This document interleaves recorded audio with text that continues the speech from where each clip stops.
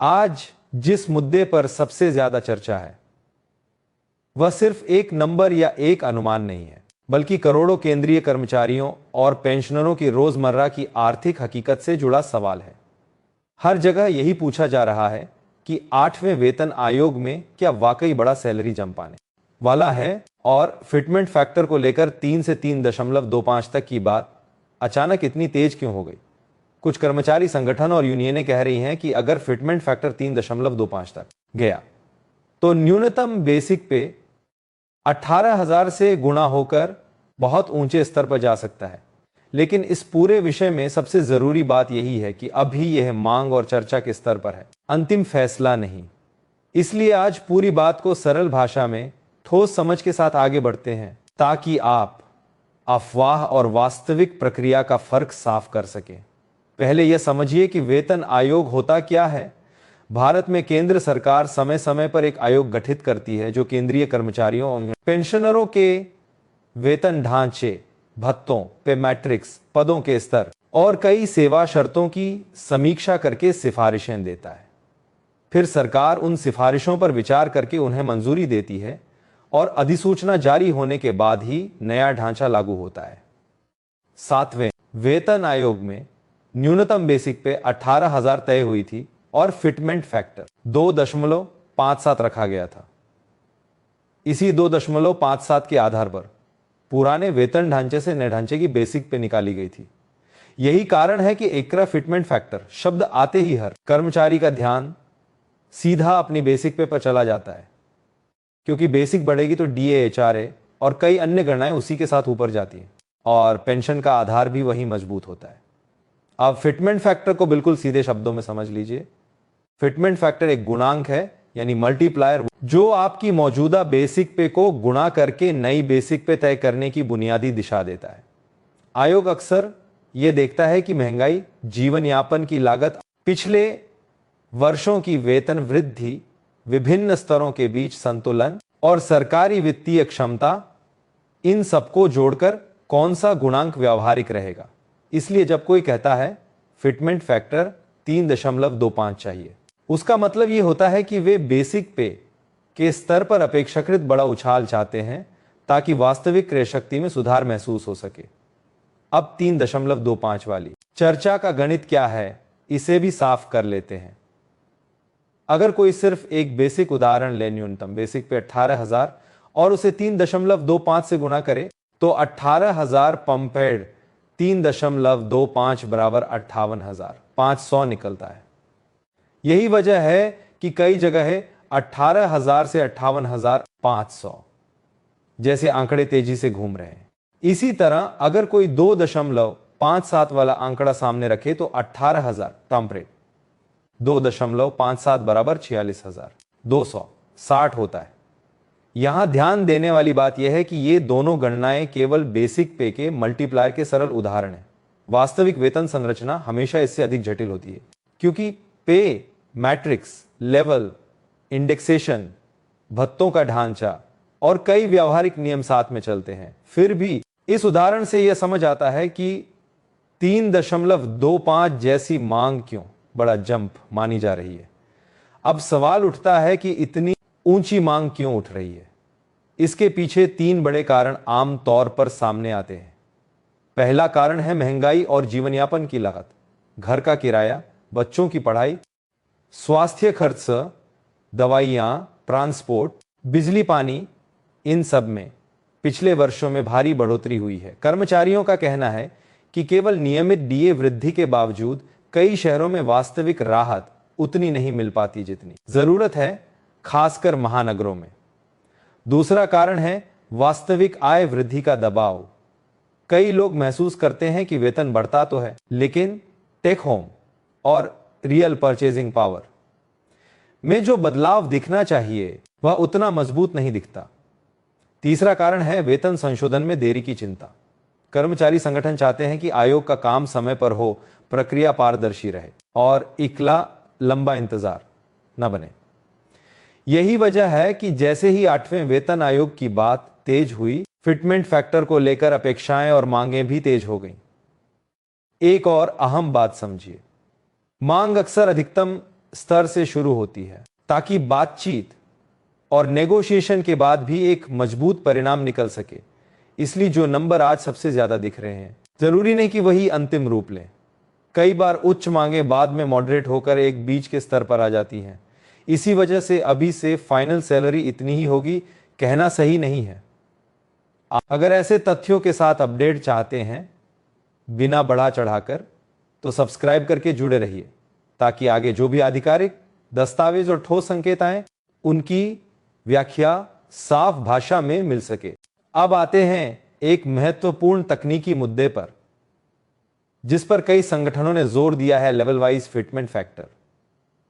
इसका मतलब यह है कि सभी लेवल के लिए एक ही फिटमेंट फैक्टर लागू ना हो, बल्कि अलग अलग लेवल के लिए अलग फैक्टर रखा जाए। इसका तर्क यह दिया जाता है कि अगर सभी के लिए एक ही फैक्टर रहेगा तो कई बार जूनियर और सीनियर के बीच वेतन अंतर अपेक्षाकृत तो कंप्रेस हो जाता है।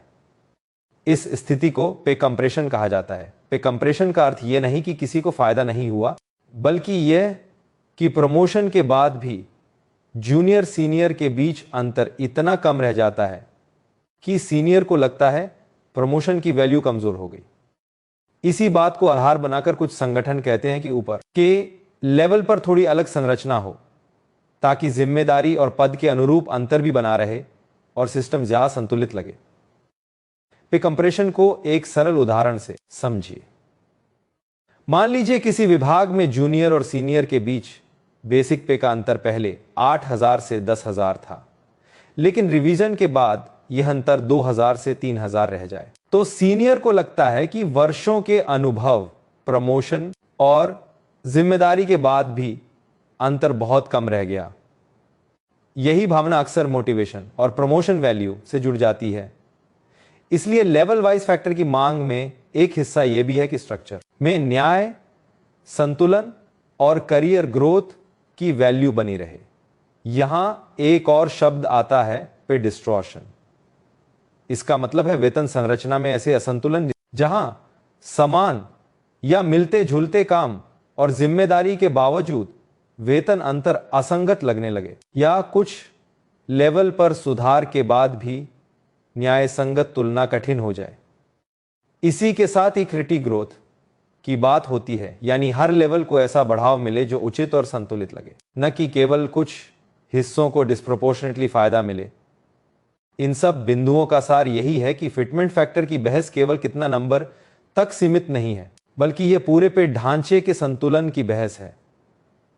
अब 7वें और 8वें वेतन आयोग की तुलना इतनी ज्यादा क्यों हो रही है, इसे भी समझिए। 7वें वेतन आयोग में 2.57 का फिटमेंट फैक्टर तय हुआ था और 2016 में यह लागू हुआ। तब से लेकर अब तक महंगाई, हाउसिंग कॉस्ट, सेवाओं के खर्च और जीवन शैली की लागत में कई जगह तेज बढ़ोतरी हुई है। इसी आधार पर कर्मचारी संगठन कहते हैं जो 2.57 तब अर्थपूर्ण था, वही आज उतनी मजबूत वास्तविक राहत नहीं देता, इसलिए बड़ा फैक्टर चाहिए। दूसरी तरफ सरकार को भी वित्तीय अनुशासन, बजट पर असर और लंबे समय की स्थिरता को देखना होता है। यही वजह है कि एक तरफ मांगें उच्च होती हैं, दूसरी तरफ निर्णय प्रक्रिया में कई स्तरों पर जांच और संतुलन होता है। इसलिए अभी जो तुलना चल रही है वह दबाव और अपेक्षा का हिस्सा है, अंतिम परिणाम का प्रमाण नहीं। अब सबसे जरूरी सवाल, 8वां वेतन आयोग कब लागू हो सकता है। यहां पर बहुत लोग तुरंत ये सोच लेते हैं कि अगले महीने से सैलरी बदल जाएगी, लेकिन वेतन आयोग का प्रोसेस कभी भी तुरंत नहीं होता।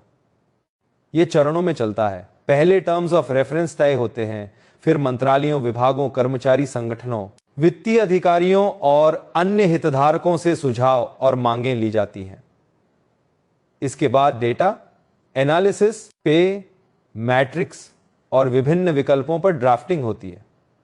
फिर अंतिम सिफारिश रिपोर्ट तैयार होती है। उसके बाद सरकार समीक्षा करती है, कैबिनेट की मंजूरी होती है, अधिसूचना जारी होती है और फिर लागू होने की प्रक्रिया शुरू होती है। इसके बाद भी एरियर, पे फिक्सेशन और भुगतान की व्यावहारिक व्यवस्था में समय लगता है।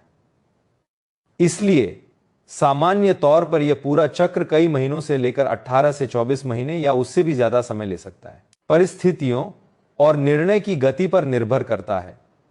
इसी संदर्भ में दो तारीखें अलग अलग समझना जरूरी है, रेफरेंस डेट और इंप्लीमेंटेशन डेट। रेफरेंस डेट का मतलब है कि नया वेतन किस तारीख से गणना के आधार पर माना जाएगा। इंप्लीमेंटेशन डेट का मतलब है कि वास्तविक भुगतान कब से शुरू होगा, यानी कब से नई सैलरी आपके खाते में आएगी। कई बार सरकार किसी तारीख से प्रभावी मानती है, लेकिन वास्तविक भुगतान बाद में शुरू होता है। तब बीच की अवधि का अंतर एरियर के रूप में बन जाता है। यही कारण है कि जब लोग एरियर की बात करते हैं तो वे इसी गैप की ओर संकेत करते हैं। इसलिए रेफरेंस डेट पर अटक कर यह मान लेना कि उसी दिन से पैसा आ जाएगा सही नहीं है। पैसा तब आता है जब अधिसूचना, लागू करने का आदेश और पे फिक्सेशन की प्रक्रिया पूरी होती है। अब बात करते हैं 12 फरवरी 2026 की स्ट्राइक के एंगल की, क्योंकि यहीं से यह विषय केवल फिटमेंट फैक्टर की बहस नहीं रहता, बल्कि व्यापक मुद्दों का पैकेज बन जाता है। अलग अलग रिपोर्टों और चर्चाओं के अनुसार फरवरी 12, 2026 को कुछ केंद्रीय कर्मचारी संगठनों द्वारा एक दिन की स्ट्राइक या विरोध का आह्वान सामने आया है। इस प्रकार के कदम आमतौर पर सरकार पर दबाव बनाने, बातचीत की गति बढ़ाने और मांगों पर ध्यान आकर्षित करने के लिए उठाए जाते हैं। यहां यह समझना जरूरी है कि स्ट्राइक की चर्चा केवल सैलरी बढ़ाओ तक सीमित नहीं होती। अक्सर इसमें वेतन संशोधन की स्पष्टता, पेंशन से जुड़े मुद्दे, सेवा शर्तें, आउटसोर्सिंग, रिक्त पदों की भरपाई और कई प्रशासनिक सुधारों से जुड़ी मांगे भी शामिल होती हैं। इसलिए 12 फरवरी का संदर्भ इस बात की ओर संकेत करता है कि कर्मचारी पक्ष अपनी बात को तेज और संगठित तरीके से आगे रखना चाहता है। यहीं पर व्यापक तस्वीर सामने आती है। कई जगह यह मांग सुनने को मिलती है कि अंतरिम राहत दी जाए, ताकि 8वें वेतन आयोग की अंतिम सिफारिशें आने से पहले भी कुछ अस्थायी राहत मिल सके। कुछ संगठन डीए को बेसिक में मर्ज करने की अवधारणा पर भी जोर देते हैं, खासकर जब डीए एक निश्चित स्तर के आसपास पहुंचता है। साथ ही पेंशन से जुड़े कई विषय लगातार चर्चा में रहते हैं, जैसे एनपीएस, यूपीएस, ओपीएस जैसी प्रणालियों पर राय, पेंशन की गणना के नियम और सेवानिवृत्त लोगों की क्रय शक्ति से जुड़े वास्तविक मुद्दे। इसके अलावा कोविड अवधि के दौरान रोके गए कुछ भत्तों या एरियर जैसी बातें भी कई बार मांगों के हिस्से के रूप में उठती हैं। आउट और ठेके पर काम करने वाले कर्मचारियों के लिए समान कार्य के लिए समान वेतन, रिक्त पदों पर नियमित भर्ती और सेवा शर्तों में पारदर्शिता, ये भी बड़े मुद्दे बनते हैं। मतलब साफ है कि फिटमेंट फैक्टर एक बड़ा हिस्सा है, लेकिन यह अकेला मुद्दा नहीं है। अब एक बार फिर इस पूरे विमर्श को वास्तविकता के फ्रेम में रखिए। 3 से 3.25 तक की चर्चा अभी मांग का हिस्सा है। यह संभव है कि बातचीत के बाद कोई अलग आंकड़ा सामने आए या आयोग एक अलग व्यावहारिक रास्ता निकाले। यह भी संभव है कि आयोग फिटमेंट फैक्टर के अलावा पे मैट्रिक्स की संरचना में ऐसे बदलाव करे जिससे कुछ लेवल पर राहत ज्यादा दिखे और कुछ जगह संतुलन बने। इसलिए अभी जो सबसे जरूरी काम है वह है आधिकारिक अपडेट का इंतजार और प्रक्रिया को समझकर अपेक्षाएं बनाना। अगर आप चाहते हैं कि हर नई जानकारी आपको फैक्ट्स के साथ सीधे और साफ शब्दों में मिलती रहे, तो सब्सक्राइब कर लीजिए और नोटिफिकेशन ऑन रखें ताकि कोई अहम अपडेट छूटे नहीं। कई लोग पूछते हैं कि अगर फिटमेंट फैक्टर बड़ा हुआ तो क्या हर किसी की कुल सैलरी उसी अनुपात में बढ़ेगी? यहां आपको ध्यान रखना है कि कुल सैलरी में बेसिक के अलावा डीए, एचआरए, टीए और अन्य अलाउंसेस की भूमिका होती है और इनके नियम अलग अलग हो सकते हैं। किसी के लिए एचआरए शहर श्रेणी के हिसाब से अलग होगा, किसी के लिए यात्रा भत्ता अलग होगा और किसी के लिए कुछ अलाउंसेस लागू ही नहीं होंगे। पेंशनर के मामले में डीआर का नियम अलग रहेगा, इसलिए केवल 18,000 को 3.25 से गुणा करके यही टेक होम होगा। मान लेना गलत होगा। यह तो सिर्फ एक संकेत देता है कि बेसिक के स्तर पर मांग कितनी बड़ी है। वास्तविक असर प्रत्येक व्यक्ति के लेवल, शहर, अलाउंसेस और नियमों के हिसाब से अलग आएगा। यह भी समझिए कि वेतन आयोग की सिफारिशें आते ही तुरंत सब जगह एक ही दिन में बदलाव नहीं दिखता। कई विभागों में फिक्सेशन और एरियर की गणना में समय लगता है। कभी कभी तकनीकी कारणों से भुगतान चरणबद्ध भी होता है। इसलिए जो भी उम्मीदें हों, उन्हें प्रक्रिया की वास्तविक गति के साथ जोड़कर चलना ज्यादा सुरक्षित है।